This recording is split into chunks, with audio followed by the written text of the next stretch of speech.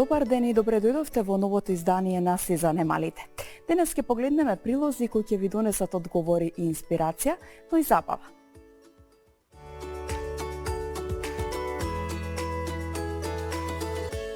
Дали рамните табани се проблем и како се третираат? Стручни насоки за родителите и совети за правилни обувки, но и навремена превенција.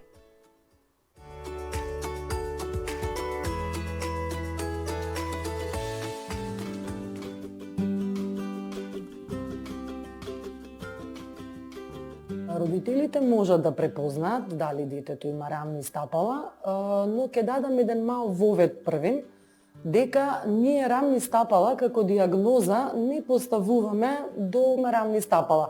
Не знаеме да ви кажеме ние од тогаш, затоа што тоа е уште мало стапало во формирање. Има масно перниче кое што се наоѓа токму на местото каде што треба сводот да биде. Со тек на време тоа се ресорбира и се формира, се зајакнуваат структурите, мускулите, тетивниот дел и се формира сводот на стапалото.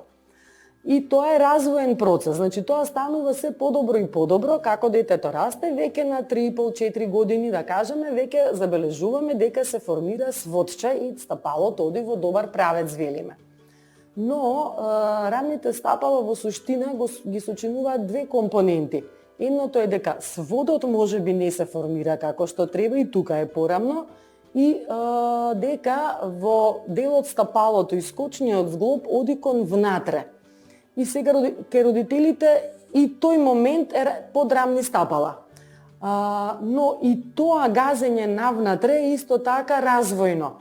Значи, детето кога ќе прооди, нормално е да оди малку на поширока основа, стапалата малку кон внатре, затоа што тоа е позиција за стабилност и за одржување на рамнотежа.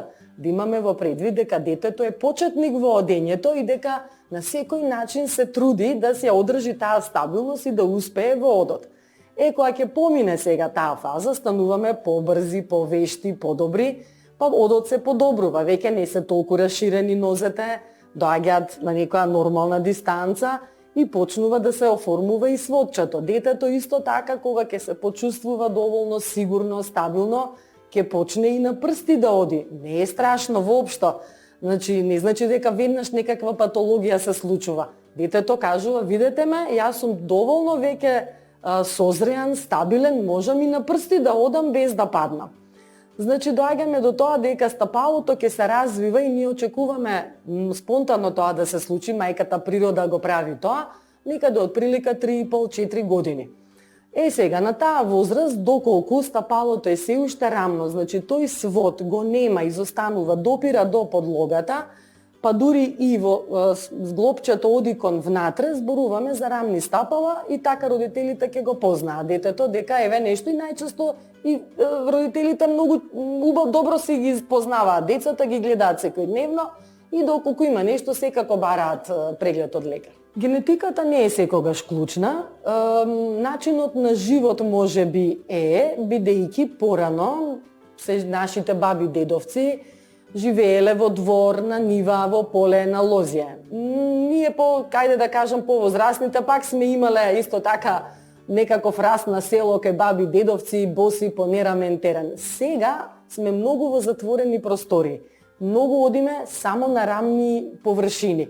И едноставно нема дразба стапалото за да го развие тој момент на свод и еластичност на стапалото. И сега ние мораме вештачки тоа да го предизвикаме. Како го предизвикуваме? Со вежбање и носење на влошка и соодветни чевли.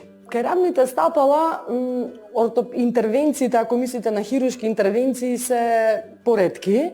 Значи, секако се трудиме првин тоа да биде на конзервативен начин.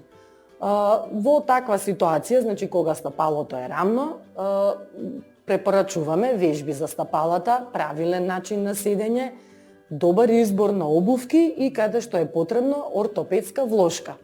Сега и тука имаме малку разидување, не секоја влошка е ортопедска влошка. Ортопедската влошка значи дека таа треба да има корективна улога и да го коригира стапалото. Но имаме анатомска влошка која што само го поддржува правилната форма и понатаму растот и развојот на стапалото. Што значи тоа перниче кај анатомската влошка е со некоја анатомска висина, значи само го следи сводот на стапалото. Ортопедската влошка е повисока, покрута и таа има задача да направи корекција на стапалото. Помагаат, посебно овие базични спортови што ги спомнавме, како гимнастика, балет, да кажеме, каде што се учи специфичен начин на од, има доста вежби кои што и на прсти се изведуваат. Тоа е една и од вежбите која се препорачува кај децата. Некои спортови каде што имаме чевли кои што се крути, тешки, специфични, погодни за тој спорт можеби, но не толку згодни за, да кажеме, за мало стапало кое што е во развој. Значи во тој случај можат тие малку и да кажам да наштетат на детето, но од друга страна да кажам дека можеби детето не е 24 сати на спорт или 8 сати, ќе од 1 сат ќе го заврши тренингот и ќе дојде на училиште, таму кај што најдолго време поминува, и надвор кога играат во викенди, да кажеме, повеќе часови се надвор и во тој случај треба да има убава обувка која што ќе биде еве со сите параметри изгодна. Она што ние најчесто им го советуваме, значи чевлата да има неколку компоненти, значи ѓонот да не е многу тврд. Сепак детето, значи не треба, сега навистина има многу модерни и убави, сето тоа на пазарот избор голем од чевли, но сепак тоа треба да има добра функција за детето. Значи, ѓонот да не е многу дебел. Детето сепак треба да го совлада тој отпор, треба да има одредена еластичност. Нека пробаат родителите дали можат воопшто да го свиткат ѓонот. Понатаму, посебно кај помалите дечиња, значи да кажеме од 3 до 5 години, глуждето би било добро да е заштитено, значи чевличката да е полувисока. Не плитка многу, значи не премногу висока, полувисока, имаме такви брендови на пазарот. Внатре да има една анатомска влошка. Ете, тоа би било. Кај малите дечиња исто препорачуваме да прстињата, ако се сандалки летно време, сепак да бидат затворени, да не се поти ноџето, да не се лизга, да не се удираат прстињата. Значи, токму едно комфорно чевличе да има детето. Сега, ќе имаат еден парк кој што е за мода и за родендени, меѓутоа, добро е да имаат значи, едни функционални чевлички, такви соодветни топлинки, ако одат во градинка и таму поминуваат голем дел од денот.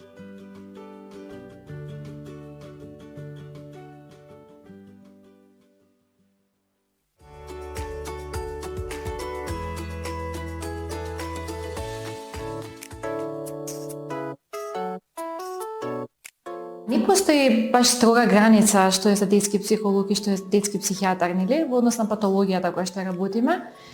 Имаме многу сфери на поклапање и имаме нели делови кои што се различни, она кое што најчесто има познато на, да речем, на клиентите, на пациентите, дека психијатарот го поврзува со фармакотерапија.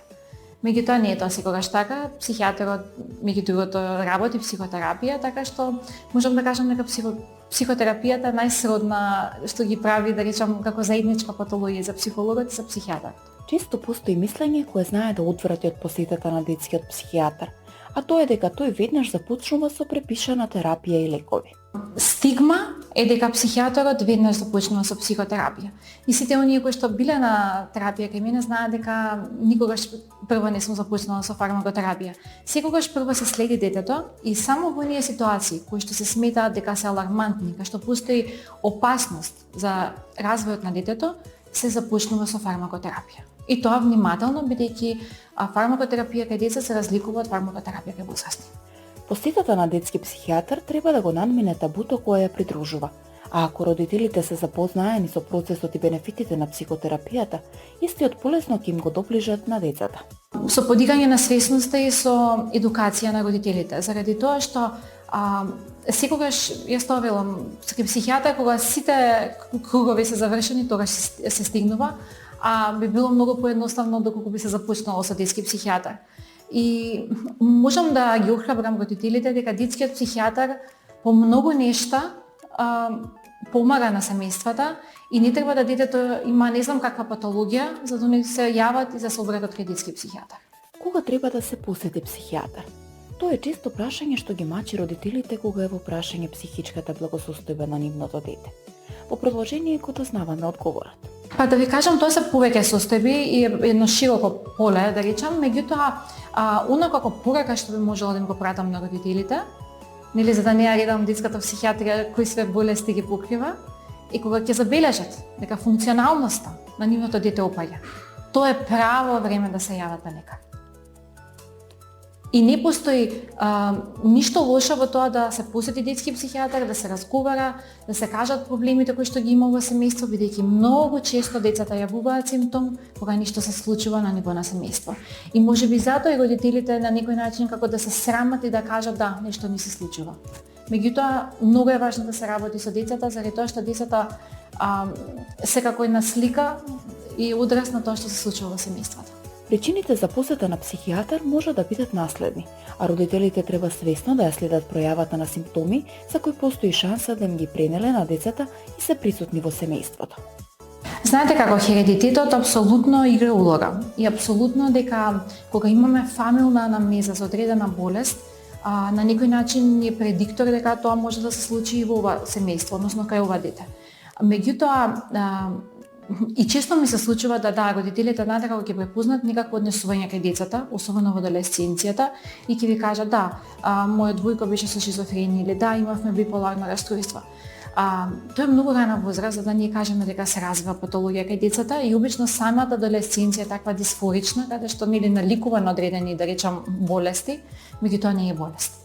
И секако дека родителите треба да бидат внимателни и опрезни ако во семејството има, нели особено повеќе членови семејството кои имаат психијатриска болест, тогаш да се разговара внимателно. И она кое што универзално е за сите семејства, независно дали имаат хередитет или не, една сигурна безбедна средина за развој на децата е гарант дека детето, независно од својата генетика, може да не развие болест. Со правилен пристап, посетата на детскиот психијатар може да им се доближи на децата и да им се представи на забавен начин, а тоа ќе ја тргне за мислата дека е нешто страшно или непријатно.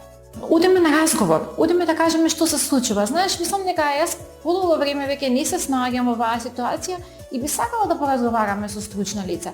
Тоа не е доктор што боцка, тоа не е доктор што предизвикува болка. Ајде да отидеме.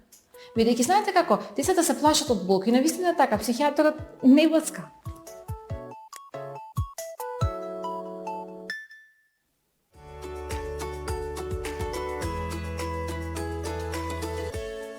Посетивме меѓународен танцов натпревар и погледнавме како изгледа борбата меѓу најдобрите кога оружјето се музика, ритам и стил.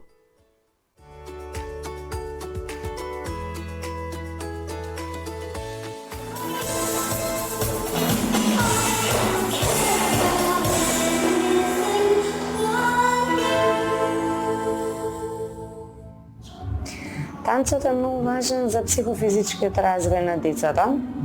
Развивање, поготово во растот, развивање на моторика, правилен раст, правилен развој на телото, координација, развивање на моторика, меѓутоа во поглед на психолошкото здравје децата развиваат вештини за социјализација, се дружат, самодовербата им расте, музикално, значи се на се танцот е една комбинација на уметност, на музика, на спорт, мислам, неформално образование, децата тука се образуваат, учат, меѓутоа не има нешто што е задолжително, туку они избираат и го прават со многу љубов. И во тој случај бенефитите се многу поголеми. Имаме часови по латино танци, балет, хип-хоп и модерни танци, додека за возрастни имаме зумба и аеробик. Тоа што е интересно, што во истиот термин додека вежба децата во една од салите некој од танците, мајките може да се вежбаат зумба и аеробик во друга сала.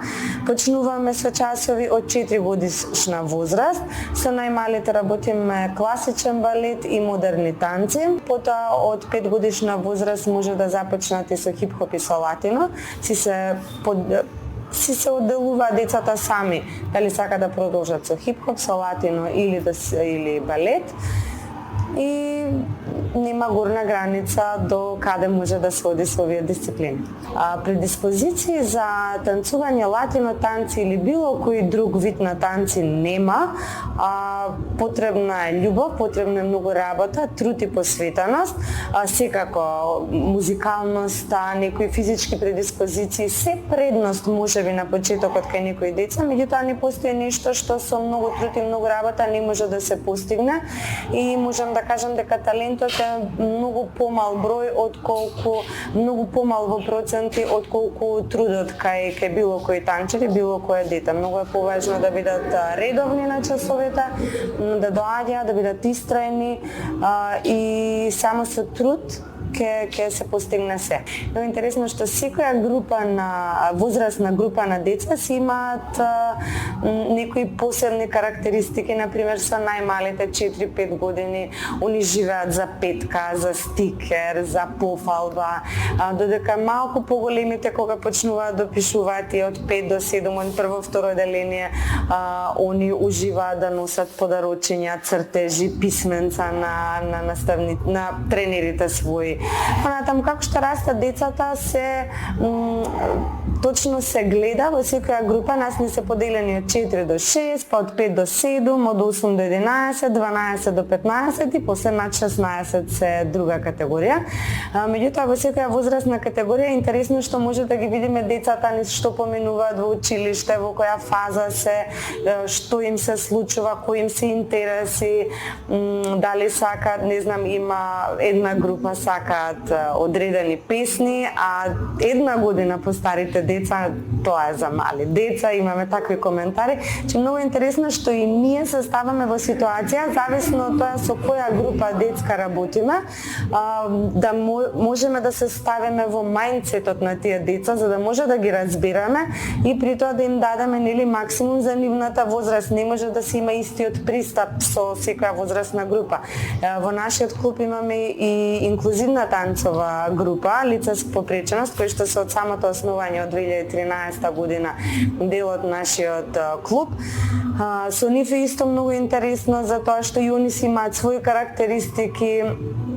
Така да не можам да издвојам некоја група со која група е поинтересно да се работи, буквално секоја група си има своји убавени и е супер да се работи со деца, со млади луѓе, со луѓе кои што сакаат да танцуваат, сепак ова е и убава група на луѓе затоа што се луѓе кои што сакаат музика, сакаат танца, нели танцот и музиката се само позитивни работи ни носат, нема ништо негативно во сето тоа. Ние како танцов клуб години уназад, значи можам да речам 7-8 години уназад, сме светски и европски прваци во многу категории.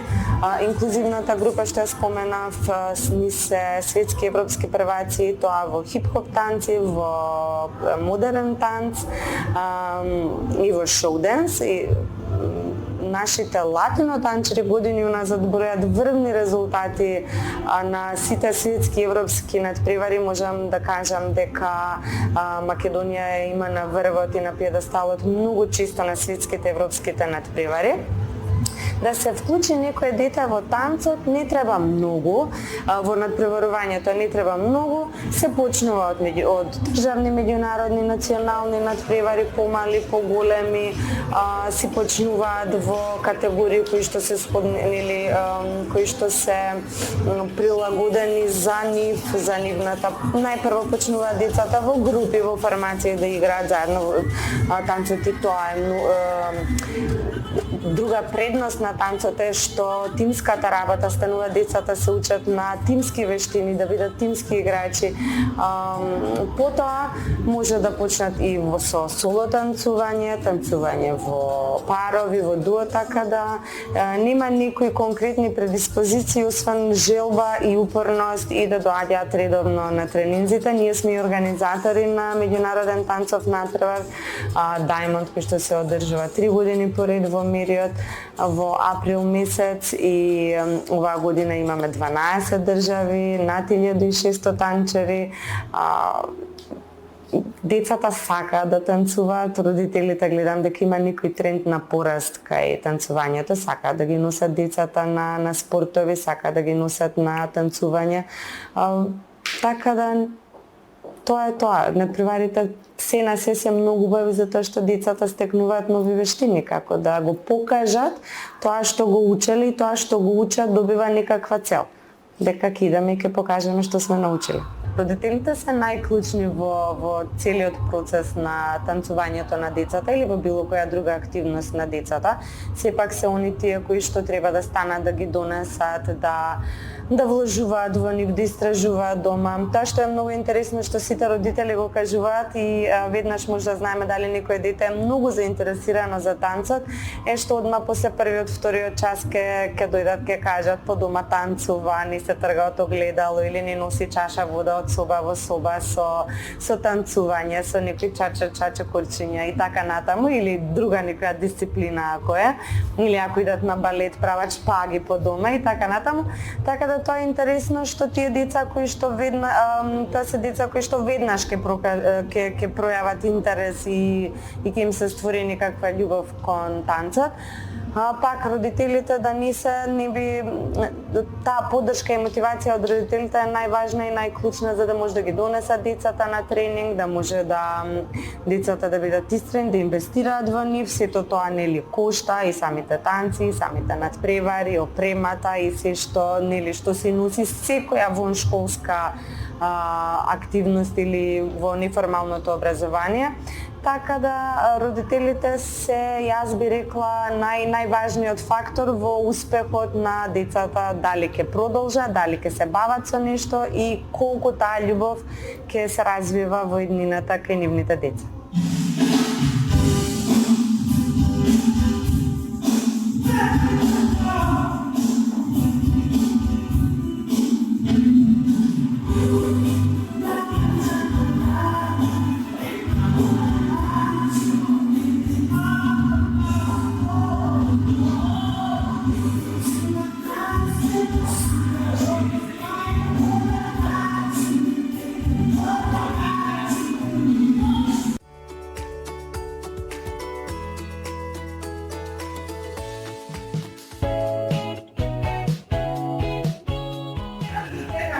Колку ме промени мајчинството? Во принцип бев подготвена доста за овој предизвик, затоа што подолго време планирав да станам мајка, сплет на околности, успеав во својата 43-та година да станам мајка.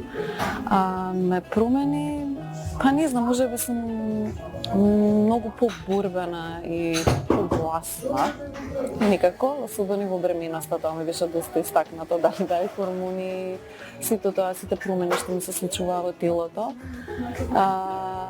ме направија да бидам погласна и да се борам за себе малку повеќе, односно за бебето кое што го носам. Всушност повеќе беше тоа. Непроспените ноќи, да, бев свесна дека ќе бидат, меѓутоа, да, беше и шок. Секако имав голема помош. Мајка ми беше покрај мене, она остана со мене од 3 месеци. Живееше со мене и со Никита. И навистина ми помогна многу, особено кога немав сила да го надојам, па потоа да ми даваше простор да поспиам малку, колку толку, саат-два, што беа безценети. За тоа да можам да го истерам денот и со обврските да се справам. Сега се уште се водам интуитивно според него, според неговите потреби. Меѓутоа успевам да најдам и време бидејќи почнав да тренирам сега за сега фитнес со тренер за да се вратам во форма, бидејќи бев со царски рез пораѓајот ми беше и ми беше потребно време да се стабилизирам. Имам време, се снаоѓам, малку е трчање и стрес, меѓутоа успевам некако да ги реализирам тие обврски кон себе, да речам, за да бидам, тоа ми помогна да имам јачина во тоа како да се справувам со бебето, како ќе покачува на килажа и така натаму. Пред да ја направам процедурата, бидејќи сум со инвитро запремени, јас имав повреда која што ми се случи на сама представа, каде што толкував главна улога. Представата Шехерезада, што на самиот почеток на представата. Имав руптура на мускулни влакна, на мускулна листот на ногата и ја изиграв цела представа со таа повреда. Не можев да одам, меѓутоа најдов начин како да ја истерам цела представа, после тоа одев со помагала, значи со штаки, 1-2 недели и веќе бев од јануари 2025 година, веќе бев на боледување. Односно, не можев да си ја работам својата работа. Потоа дојде процедурата инвитро, бев ослободена нормално и бременоста и секако е сега, после година дена, почнувам со физички активности, како тренинзи, а потоа се надевам и ќе почнем и со балет, со мојата професија. Бидејќи сум самохран родител, одлучив сама да имам своје дете. Морав да одам преку инвитро за да го реализирам тој да се реализирам како мајка. Пред се и секако поради други состојби кои што наложуваат дека најдобар начин за тоа да забременаме процедурата инвитро и благодарение на сето тоа јас имав можност да се реализирам себе си како мајка, да едноставно е нешто без кое што немаше да имам можност тоа да го направам без партнер. Не ме изненади, многу истражував, многу бев подготвена, многу читав. Имам пријатели кои што веќе се реализирани како мајки многу поодамна од мене и блиски, свој кои што сум го следала тоа и гледала и сум споделувала со мене искуства. Меѓутоа најпрекрасното нешто исто беше додека кога почна бебето, значи Никита да се движи во стомакот, да реагира, да клоца. Беше многу активно бебе, а и сега е доста активен. Се роди 4 недели порано. Сакаше да излезе порано едноставно, не му беше удобно веќе внатре. Едно кротко бебе, стабилно, така некако да речам, како мудрец некој излез, како да размислува. Кротко бебе кое што толерира болка, очигледно, затоа што на период на колик го поминавме, да речам, многу лесно. Јас не го слушнав него да вреште, да плаче, да имаме драми и така натаму. Со мајка ми бевме прво збунети кога почна да плаче заради болка од папокот, нели? Као детево има глас. Многу мирно бебе, сега е веќе 4-тиот месец почна со поголеми реакции, нормално реакции од вакцините кои што ги прими и болки стомачни, меѓутоа тоа да речем беше шок. И нешто со кое што знаеш дека не можеш да му помогнеш, нешто низ кое што мора тоа бебче да помине, а треба да го издржиш тој плач и таа болка која што ја чувствува, се гледа дека се мачи. Тоа ми беше едно нешто до сега најболно и најтешко да речем. Дека сум успеала како родител, можеби ќе ми биде тоа ако успеам него да го насочам правилно, да постапува, да проценува, да се изгради себе си, да му дадам насоки за кои што ќе му помогнат да се реализира себе си како свесен, буден човек кој што ќе биде и свесен за проблемите на другите и едноставно на се околу него, кој што ќе реагира правилно, нели деликатна работа, што е правилно, меѓутоа ќе биде човечен пред себе, бидејќи денес како што гледам човечноста многу недостига меѓу нас воопшто, како реагираме на се што се случува и во светот и колку сме свесни тие последици ќе бидат опасни за сите нас ако не сме директно инволвирани во оние конфликти кои што ги има во светот и колку треба да сме одговорни сами за себе. И се надевам дека ќе успеам да му помогнам да стане една одговорна, свесна личност која што ќе ги почитува пред се и жените. Кој што денес и не достига кај машката популација малку повеќе, тоа го има приметено. Иако има прекрасни мажи кои што се добро воспитани, насочени од своите мајки, се надевам дека ќе бидам реализирана така. Како мајка ќе успеам во тоа.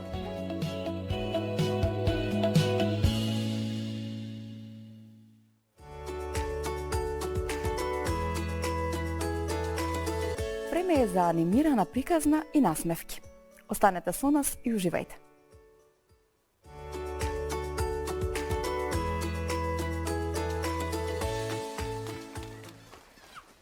Анимираниот филм Дивиот робот е топла емотивна и филозофска приказна заснована на книгата од Питер Браун, која на едноставен начин отвара длабоки теми за животот, природата и тоа што значи да се биде жив.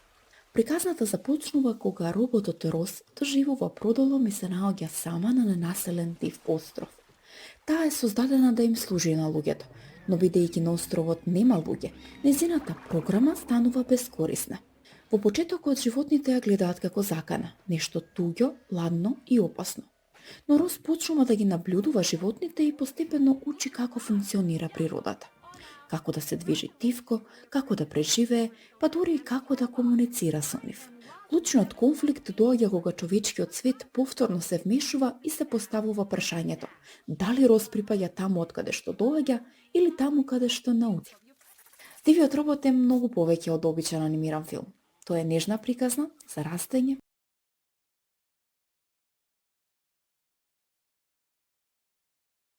става силна емоционална порака што долго останува со децата.